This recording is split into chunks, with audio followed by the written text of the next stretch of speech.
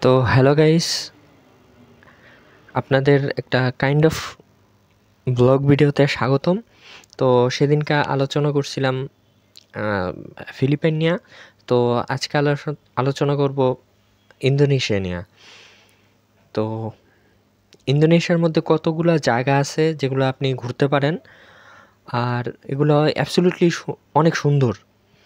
তো প্রথমে আসি বালি। বালি আমরা বাংলাদেশি, ইন্ডিয়া, মানে এশিয়া মহাদেশের যেগুলা যত লোকজন আছে, আমরা বালি সর্বপ্রথম গন্তব্যস্থল হচ্ছে যে বালি। তো বালি আহ, এ- এটা শুধু ইন্দোনেশিয়া নয়, বিশ্বের অন্যতম জনপ্রিয় পর্যটনের স্থান। এখানের সমুদ্র সৈকত, ধান ক্ষেত, মানে ঐতিহাসিক টেম্পল আছে যেগুলো আপনাকে অনেক মুগ্ধ করবে। তো পরেরটা আছে বড়বুদুর, মানে বিশ্বের বৃহত্তম একটা মন্দির, বৌদ্ধ মন্দির। তো এটা ইউনেস্কো ঘোষিত বিশ্ব ঐতিহ্যের একটা অংশ। এখানের বিশাল স্থাপত্য, সূক্ষ্ম কারুকাজ, মানে যেন একটা ইতিহাসের জীবন্ত দলিল। তারপরটা হয়েছে কমোডো ন্যাশনাল পার্ক, মানে এটারে ড্রাগনের রাজ্য বলা হয়। তো এটা হচ্ছে ইন্দোনেশিয়ার আরও একটা অসাধারণ স্থান। এটা কমোডো ড্রাগনের জন্য বিখ্যাত। আপনি এখানে স্নোরকেলিং বা স্কুবা ডাইভিং বা সমুদ্রের নিচে অদ্ভুত দৃশ্যগুলা উপভোগ করতে পারেন।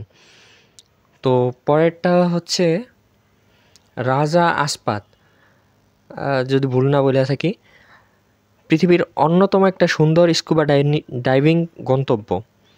প্রবাল প্রাচীরের রঙিন জগৎ এবং ক্রিস্টাল ক্লিয়ার পানিতে সাঁতার কাটার একটা অভিজ্ঞতা নিতে পারেন আপনি।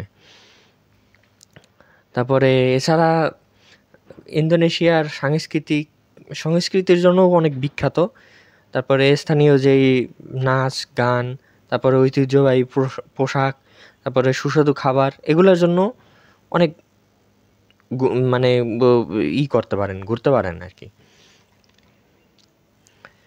তারপরে ইন্দোনেশিয়া এমন একটা দেশ যা একবার ঘুরলে আপনার মনে গেঁথে যাবে। এখানে রয়েছে, মানে এখানে প্রাকৃতিক অপার একটা সৌন্দর্য আছে, সংস্কৃতির বৈচিত্র্য, তারপরে অসাধারণ আতিথেয়তা। তাই আপনার পরবর্তী গন্তব্যস্থল যদি ইন্দোনেশিয়া হয়, তাহলে এটা আপনার জন্য একটা বেস্ট চয়েস হবে। তো এখানেই আমার কথাগুলো শেষ করছি। পরবর্তীতে আরও কয়েকটা দেশ সম্পর্কে আপনি জানতে চাইলে আমাকে বলতে পারেন, আমি বলার চেষ্টা করব। তো এখানেই রাখছি। ধন্যবাদ দেখার জন্য।